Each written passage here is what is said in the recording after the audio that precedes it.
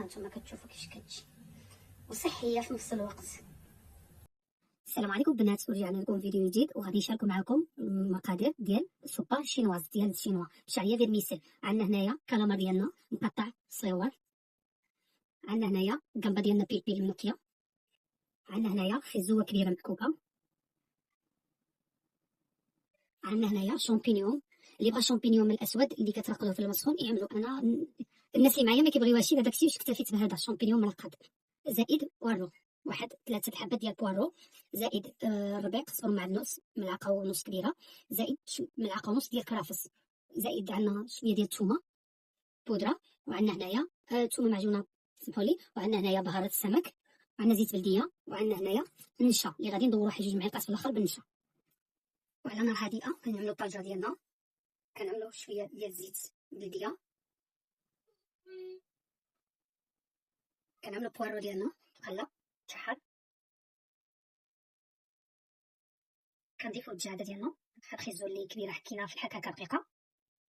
صراحه السوبه كتجي مزيانه تستاهل تجربوها. كنزيدوا الشامبينيون ديالنا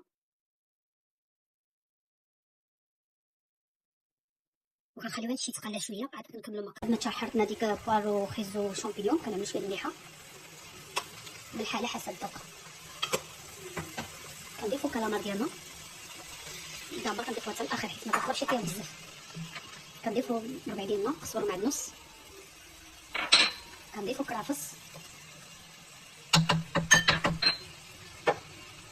كنضيفوا الصوجه، صوص الصوجه كنعملو حتى 2 معالق كبار ديال صوص الصوجه، كتبغي صوص الصوجه هي متخافوش منه.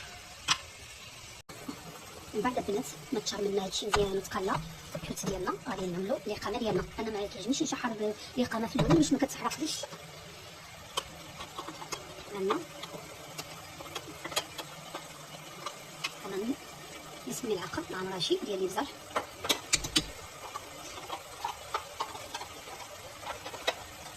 هنا ملعقه ديال الخليط سكينجبير كتبغي سكينجبير هنا اللي عنده، وعندنا نص ملعقه زريعه القزبر مطحونه، صراحه الحوت كيبغي زريعه القزبر.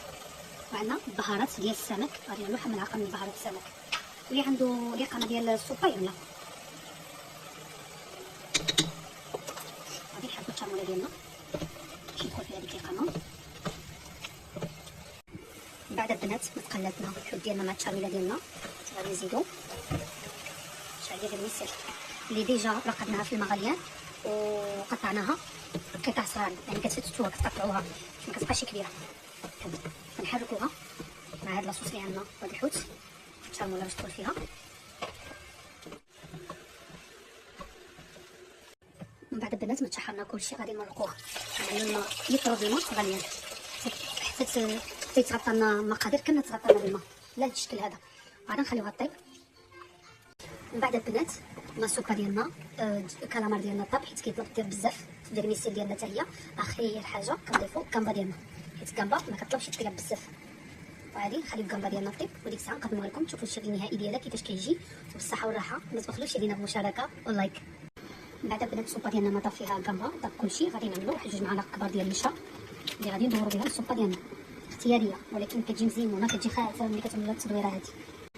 من بعد البنات عملنا 2 معالق كبار ديال النشا، غادي نحركو مع قليل من الماء، نص كاس ديال الماء مزيان تيذوبوا ما يبقاوش عندنا ديك النشا ديالنا مكور، وغادي ندورو به السوبا ديالنا ديال الشينوا. من بعد البنات ما وجدتنا السوبا ديالنا ديال الشينوا بشعريه فيرميسيل الحوت كتجي واعره ما نقولكمش هذا الشكل النهائي ديالها كيفاش كتجي. كنتمنى تجربوها وما تندموش، صراحه كتجي مزيونه بزاف. هانتوما كتشوفوا كيفاش كتجي وصحيه في نفس الوقت.